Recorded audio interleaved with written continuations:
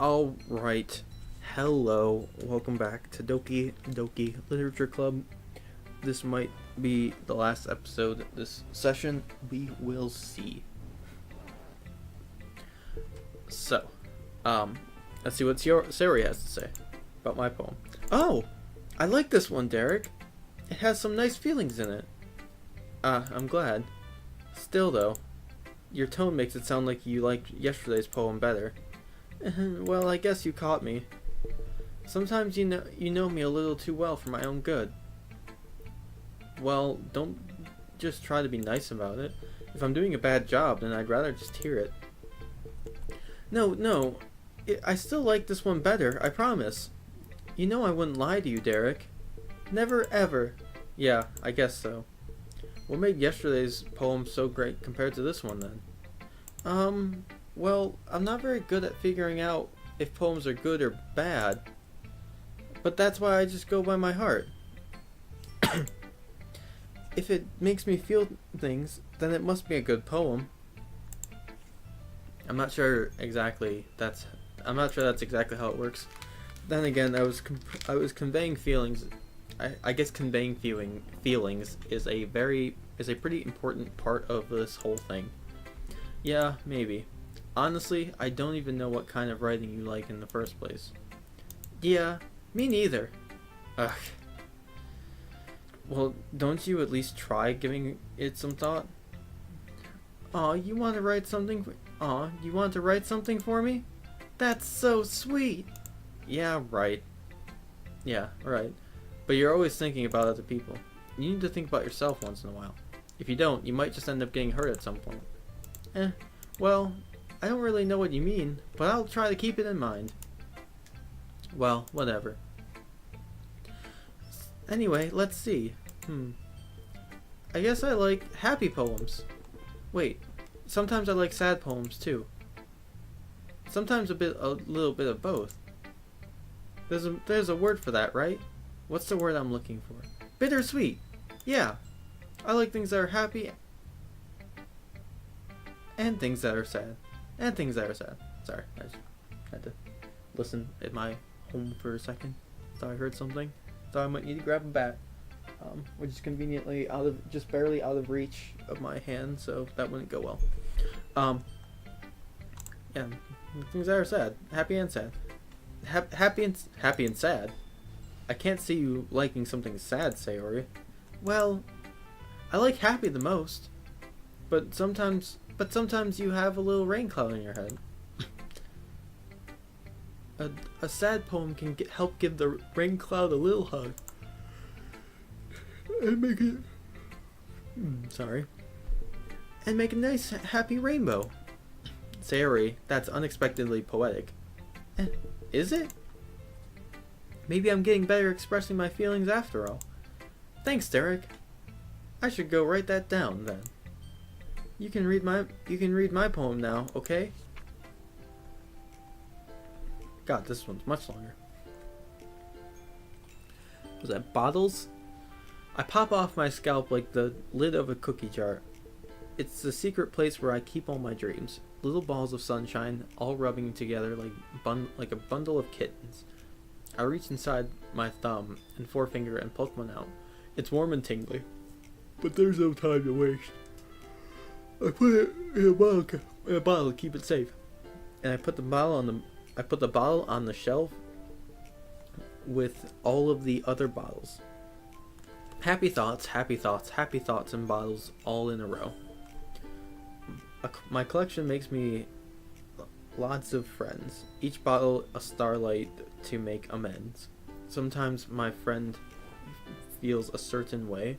Down comes a bottle to save the day. Night after night, more dreams. Friend after friend, more bottles. Deeper and deeper my fingers go. Like exploring a dark cave. This is starting to get lewd. Like exploring a dark cave, discovering the secrets hiding in the nooks and crannies. Digging and digging, scraping and scraping. Scrapping and scrapping. One of those two. Yeah, I think it's scraping. I blow dust off my bottle caps. It doesn't feel like time elapsed. That's an impressive run. My empty shelf could use some more. My friends look through my locked front door. Finally, all done, I open up, and in come my friends. And they come in such a hurry. Do they want my bottles that much? I frantically pull them off the shelf, or from the shelf, one after the other, holding them out to each and every friend, each and every bottle. But every time I let one go, it shatters against the tile between my feet. Happy thoughts, happy thoughts, happy thoughts, in shards all over the floor. They were supposed to be for my friends who aren't smiling. They're all shouting, pleading, something. But all I hear is echo, echo, echo, echo, echo inside my head. Holy crap. Sayori, did you really write this? Of course I did. Didn't I tell you yesterday that I was going to write the best poem ever? Yeah, but I didn't expect something like this coming from you. Monica taught me a whole lot. And I've been really in touch with my feelings recently. I see that. It's almost kind of creepy. Creepy? Well, not exactly. Maybe because I'm so used to you being cheerful. Well, never mind. I'm thinking too hard about it. The point is, it came out good, so you should be proud of it. Aw, thanks. I feel like I was meant to express myself this way. It even helps me understand my own feelings a little bit better. Writing is like magic. You've gotten pretty passionate about this, huh? I hope you keep it up. Yeah! Writing's the best! I'm gonna keep writing until I die. Don't get ahead of yourself. Sarah's always had a habit of getting obsessed with something before dropping it no more than a week later. I wonder if this is one of those times. But seeing the passion in her eyes makes it hard for me to be pessimistic. Alright, let's go with Monica. Hi again, Derek. How's the writing going? Alright, I guess. I'll take that. Sorry, I got a little something in my throat. Just need to... Okay, we're good. As long as it's not going bad. I'm happy that you're applying yourself. Maybe soon you'll come up with a masterpiece. I wouldn't count on that. You'd never know. Want to share what you wrote for today? Sure, here you go. I give my poem to Monica. Alright. Great job, Derek. I was going ooh or oh in my head while reading this. Is it ooh or oh? I don't know. It's really metaphorical. It's free real estate. I'm not sure why, but I'm not sure why, but I didn't expect you to go for something so deep. I guess I underestimated you. It's easiest for me to keep everyone's expectations low. That way, it'll always count when I put in some effort. That's not very fair. Well, I guess it worked anyway. You know that Yuri likes this kind of writing, right? Writing that's full of imagery and symbolism. Unlike Sayori, who likes using simple and direct words to describe happiness and sadness, Yuri likes it when readers are left to derive their own meaning outside of it. It's very challenging to write that effectively.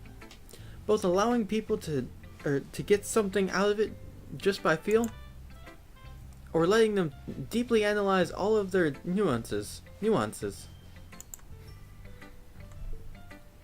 It can take years of practice, which I'm assuming Yuri has at this point. I never really asked, though. I'm sure I'm nowhere near her level yet. Don't worry so much about that. Just you do your own thing. Just keep exploring and learn by trying new things. But anyway, you wanted to read my poem now. I like the way this one turned out, so I hope you do too. Alright, let's take a look. Save me. Wake me up inside. Sorry.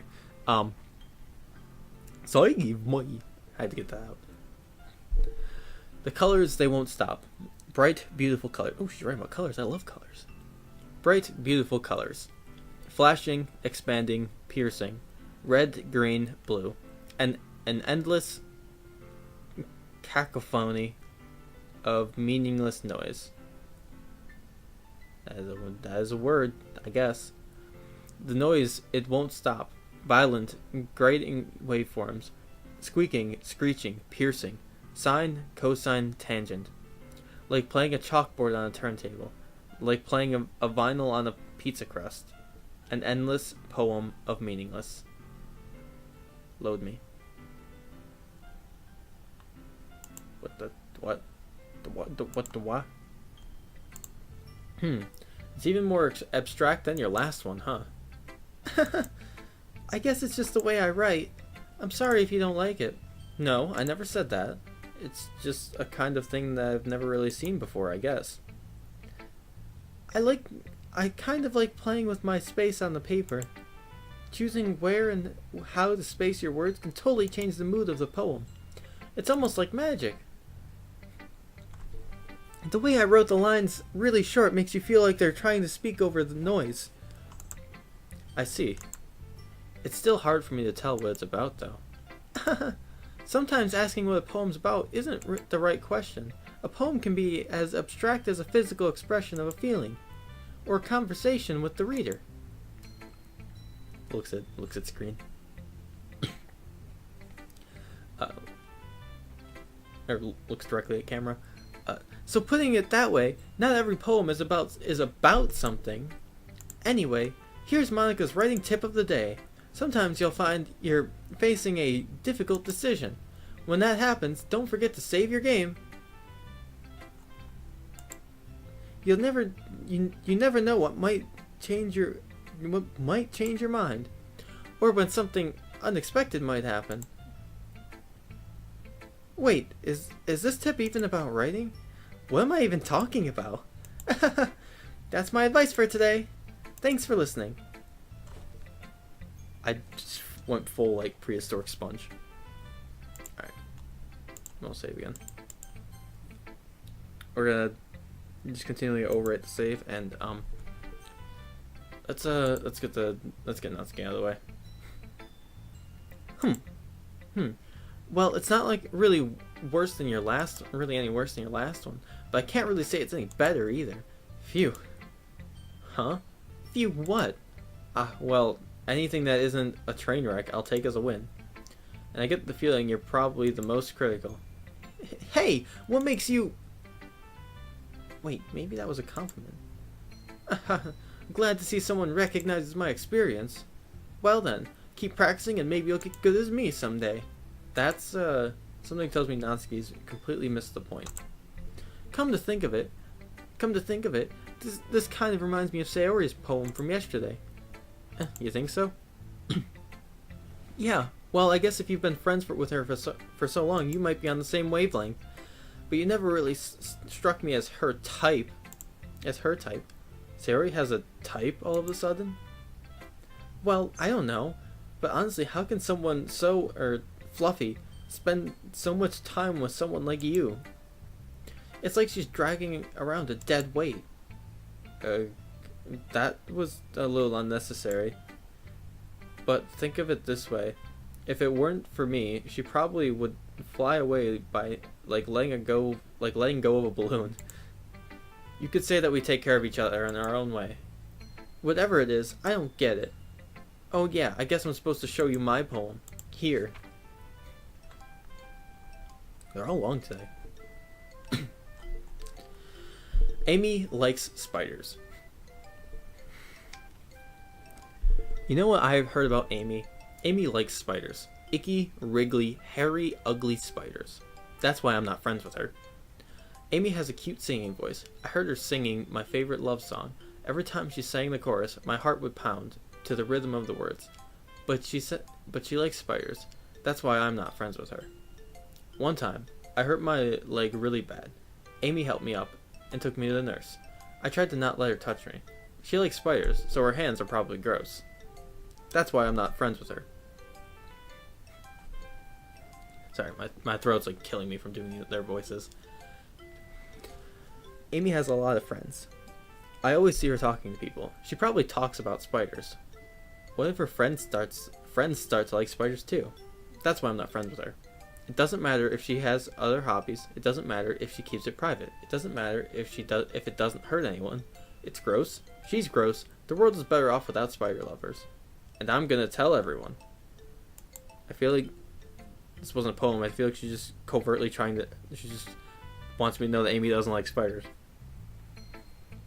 This is a nope. This is a cry for help. It's quite a bit longer than yesterday's. I don't know what you said before. Oh well. Yesterday's was way too short. Or yesterday was way too short. I was just warming up. I hope you didn't think that was the best I could do. No, of course not. Anyway, the message is pretty straightforward in this poem. I doubt I have to explain what it is. Sometimes you can explain complicated issues with much simpler analogies. It helps people realize how stupid they're being. Like anyone would agree the subject of this poem is an ignorant jerk. Do you know people like that? Of course. Of course. It's about how everyone thinks that doesn't matter. It can be about anything. I wrote it to be easy to relate to. Everyone has some kind of weird hobby or a guilty pleasure. Something that you're afraid if people find out, they'd make fun of you or think less of you. I know that one. The guilty pleasures. But that just makes people stupid. Who cares about what someone likes, as long as they're not hurting anyone and it makes them happy? Well, sometimes the guilty pleasure, it involves hurting someone.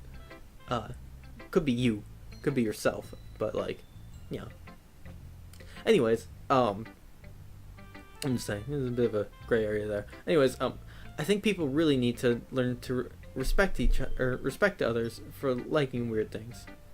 I agree, okay, Natsuki. You were losing me for a while. You have me a little bit right now. I'm not gonna lie. Well, you're definitely right. At least I can relate to that. I'm sure a lot of other people can too. It's what I do best, after all. I don't like writing unless there's a good message to take away from it. Like, conveying emotions is important.